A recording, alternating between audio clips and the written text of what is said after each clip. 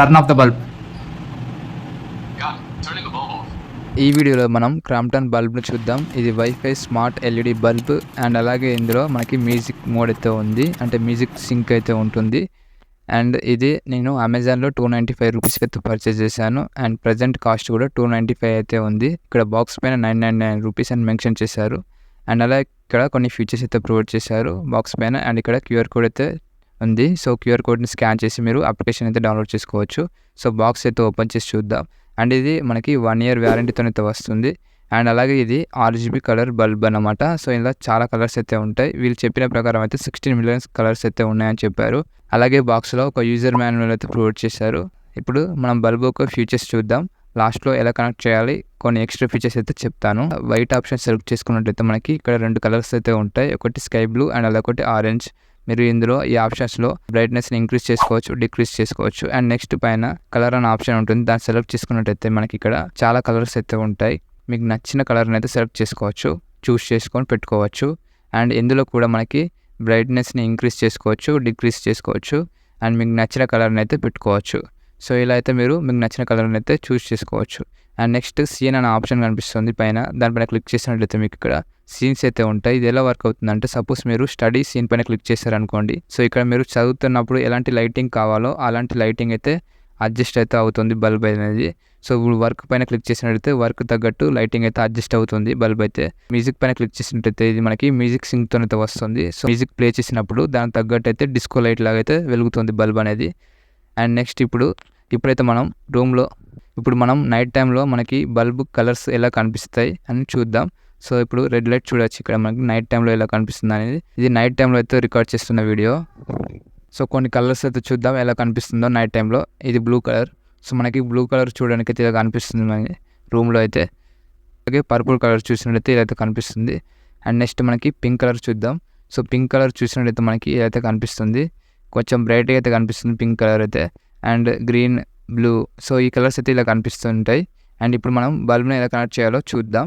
So first మీరు బల్బ్ని హోల్డర్లో పెట్టుకోండి. హోల్డర్లో పెట్టిన తర్వాత స్విచ్ అయితే ఆన్ చేసిన తర్వాత మనకి బల్బ్ అనేది బ్లింక్ అవుతుంది.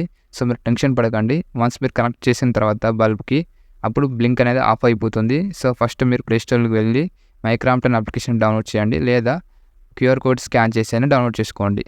అప్లికేషన్ ఓపెన్ చేసిన తర్వాత అగ్రీ పైన క్లిక్ చేయండి. ఇక్కడ క్రియేట్ న్యూ అకౌంట్ పైన క్లిక్ చేసుకోండి. క్లిక్ చేసిన తర్వాత ఈమెయిల్ ఇచ్చేయండి. ఇచ్చేసిన తర్వాత మనకి ఈమెయిల్కి కోడ్ అయితే వస్తుంది. కోడ్ ఎంటర్ చేయండి, వెరిఫికేషన్ కోడ్. తర్వాత పాస్వర్డ్ ఇచ్చేయండి. పాస్వర్డ్ ఇచ్చేసిన తర్వాత కన్ఫర్మ్ పైన క్లిక్ చేయండి. క్లిక్ చేసిన తర్వాత మనకి కింద గో టు యాప్ అని కనిపిస్తుంది, దానిపైన క్లిక్ చేయండి. క్లిక్ చేసిన తర్వాత ఇక్కడ మనకి యాడెడ్ డివైస్ అని ఉంటుంది, దానిపైన క్లిక్ చేస్తే సెట్టింగ్స్ పైన క్లిక్ చేయండి. క్లిక్ చేసి లొకేషన్ని ఆన్ చేసుకోండి. కింద మనకి వైఫై బ్లూటూత్ అని కనిపిస్తుంది. సో దానిపైన క్లిక్ చేసి 2 ఆప్షన్స్ని అయితే ఆన్ చేసుకోండి.